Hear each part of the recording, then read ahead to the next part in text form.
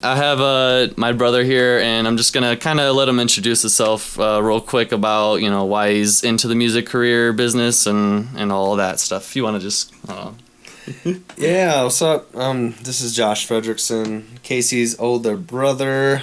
I am 28 years old, and I've kind of influenced Casey in his music career. I'd say a little bit. A lot of it. I think he'd say that too, but. I got introduced to, we got introduced to music really young, I guess, but when I started actually doing it myself was with my buddy Lamar when I was 7. Is when we started like freestyling and writing raps and making little beats on these little like kid pianos that you can make all these fun little beats on. Lamar that I just interviewed, right? Yeah, the same Lamar you interviewed. Nice. He's a year older, and from like the day we met, we just started rapping and stuff together.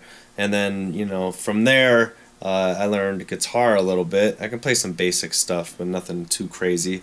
I know, like, the basic chords, and I used to read through Dad's, like, Nirvana album books and his U2 books and, like, learn how to play those songs and stuff. I went through, like, a 5-year phase of, like, being really serious about that, like, doing it every day. But mostly I've, like, wrote rhymes and raps. Not a whole lot on the like production side of things. I didn't have the software or the wherewithal to make that happen, but that's just an excuse. That was like early though. That was very early. And that was in high school. You kind of really started going with it, or is that like with the rap or like guitar? Like writing, recording, like starting that side of things. Yeah, Lamar and I we were recording on little cassette tapes. From like when we were like 7 or 8, we used to have this like old pile of like old tapes that we've made, and Lamar and I have talked about it multiple times. We wish we never lost it, because it'd be really cool to look back on that stuff now and hear my little 7-year-old self try to rap, which is funny because I was talking to him about the J Kid album actually. That was like what you were like just born, because I dedicated that album to you. Yeah, the picture on. Yeah, I put the little picture on you in the back. I thought it was so cool to make like the whole CD cover and the insert and the back and everything. Just use paint to make the cover. Yeah. How many times I had to like reprint it out and make sure it was lined up properly and stuff. But that album was originally recorded on a cassette and never made it to CD. Again, was working with very, very limited technology. We just had the basic like desktop computer that our parents had growing up, right. Which was crap, right? It was hard to even like be on the internet without it, like buffering and being real slow on. But yeah, does that answer your question?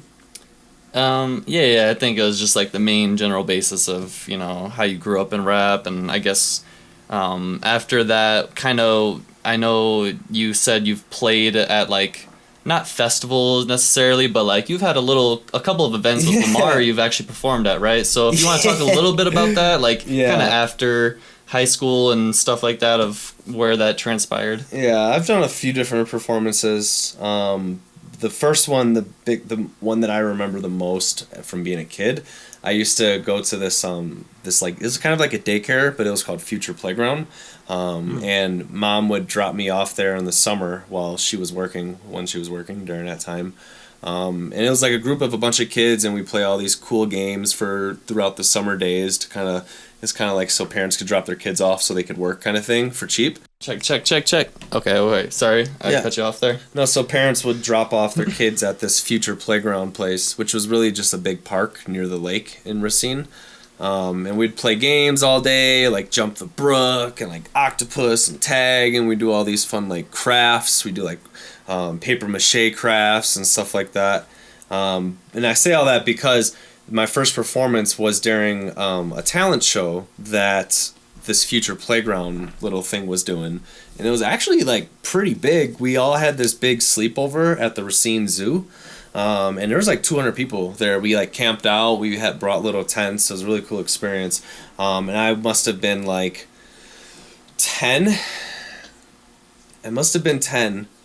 At least 10 or maybe even 11 or 12, because I performed Eminem Without Me, the edited version. Yeah.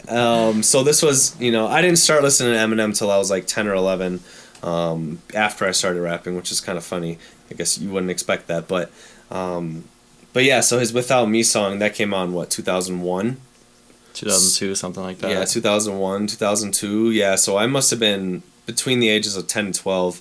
And I remember I wore this bright yellow jumpsuit, Lakers jumpsuit, Lakers like warm-up pants, a Lakers button-up jacket, with a yellow bandana on. Like, I thought I was so freaking fly. I thought I looked so cool. And I remember waving my arms back and forth. This looks like good job for me, so everybody just follow me. And I had to, like, because I knew the explicit version of the song, like when, you know, mom and dad weren't good about monitoring if we were listening to cussing or not. Yeah. Which, you know, you can make an argument one way or another if that's bad or good. But so I had to like learn the edited version. So I'm on stage, you know, got a mic and everything. There's like 200 kids there, like kids my age, which is like super embarrassing, honestly, to think about.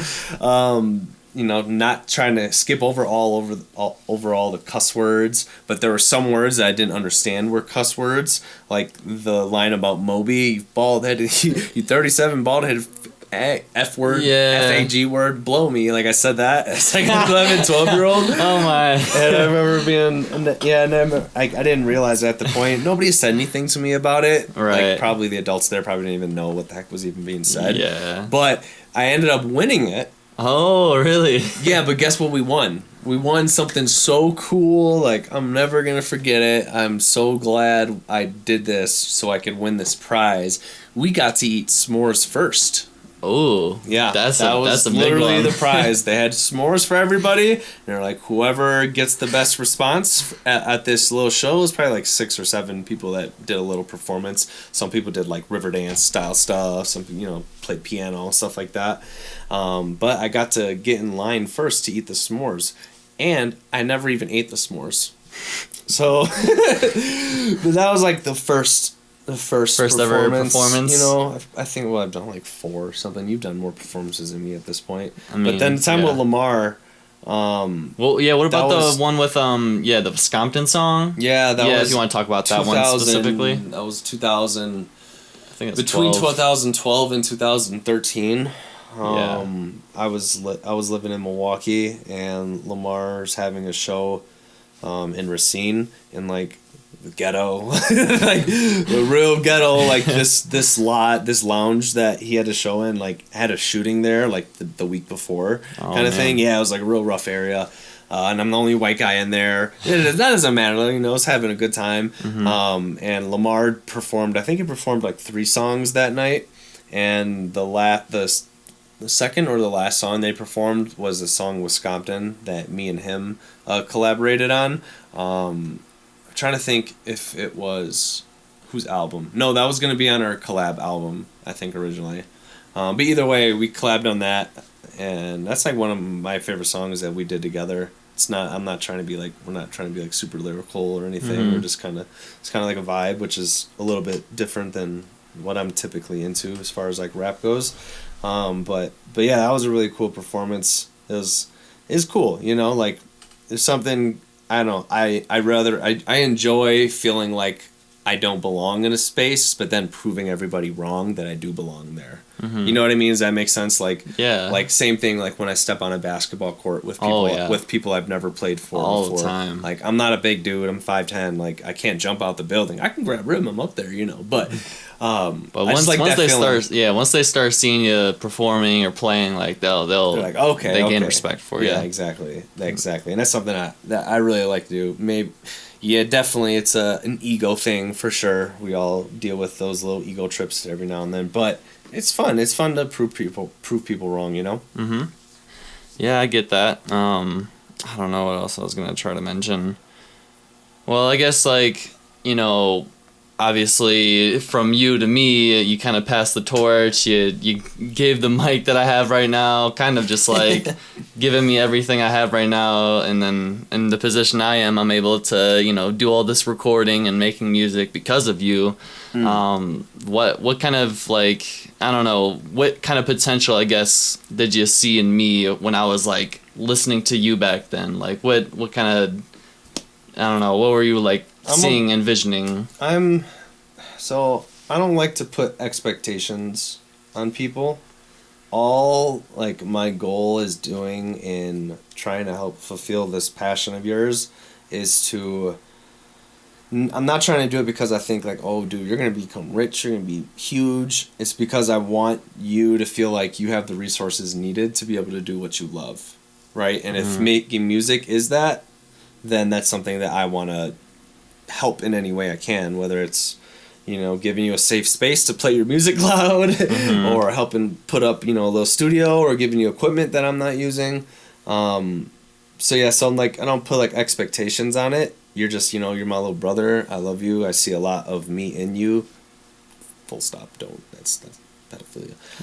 I see. And I just want and when it gets to the bottom of it, I just like want to make you want to do what I can to make you happy. Obviously, I can't make you happy. You have to find that yourself. But I just try to do what I think should be done in order to foster that happiness to the best of its capability, because we all deserve that. We all deserve to have somebody behind us cheering us on, rooting for us, helping us achieve our goals, whether it's making an album or it's making a movie or it's going to college or it's getting this job, or whatever it is, like whatever path you were trying to be on, I would be there to help fulfill as much as I can. If you wanted to learn how to start making dressers and tables and cabinets and stuff, like, I would take you to shops and introduce you to business owners who do it, and like, so like whatever avenue you were trying to take, I would do what I can to help you achieve that. But it just so happens that music is that avenue, and I think that's really cool, and I admire it a lot. So that makes me even more like eager to want to help in that. Does that kind of make sense? Oh yeah, words and stuff.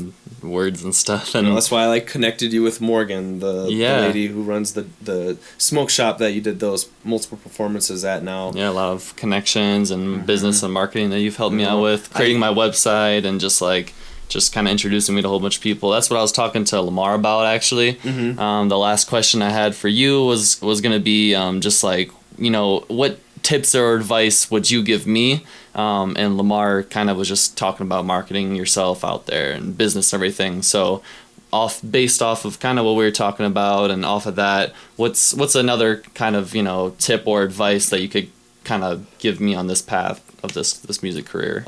Be open to criticism. Right. Set your ego aside at times, but also know what you're good at. You can't listen to everybody's opinion.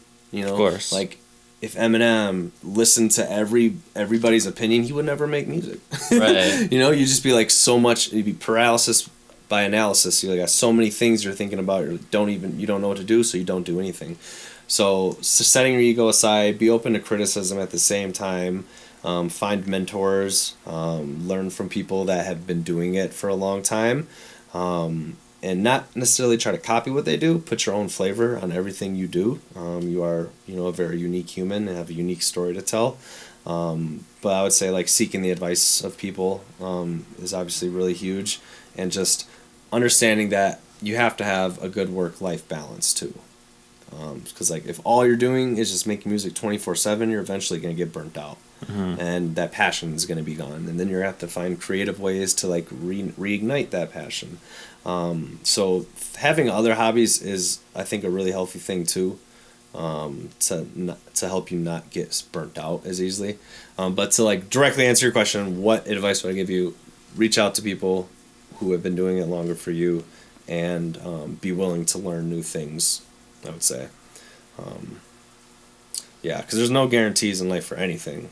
Right? So, I mean, you can only do what you can do now. You're doing a good job right now. Just keep on doing what you're doing and putting it out there. And Lamar, he says I'm 18. That's pretty young to even have what I have right now, and get marketing and business going, and just try to just the marketing and the business side of it. You've seen. As long as you've been living with me, I've been talking about business and stuff like that, trying to plant little seeds. Because if you do want to like make a career of this and be an entrepreneur, because that is what you're doing, you're being an entrepreneur. You're a business owner. Like you might not think of it that way right now, but like you are legit a business owner. And as a business, you got to understand like finances, obviously, right? And you got to understand marketing, which is huge, because you can make the greatest music in the world, but if you can't put it out on the right platform or have it in the hands of the right people, nobody's going to hear it. So that's why it's important to learn about those things. Yeah, does that answer your question? Oh yeah, definitely. Yeah. And you know, as my bigger brother, my mentor, obviously, I kind of take over in you and a lot of things with playing basketball, rapping, kind of all that stuff. But yeah, I think that's all the questions I had for this. I appreciate you, Mr. Chuck Craze, his rap name. Chuck Craze? And I really appreciate you doing this sit down for me just for 15 minutes, and that's it. Yeah. I'll do anything for you, man. I love you. Love ya.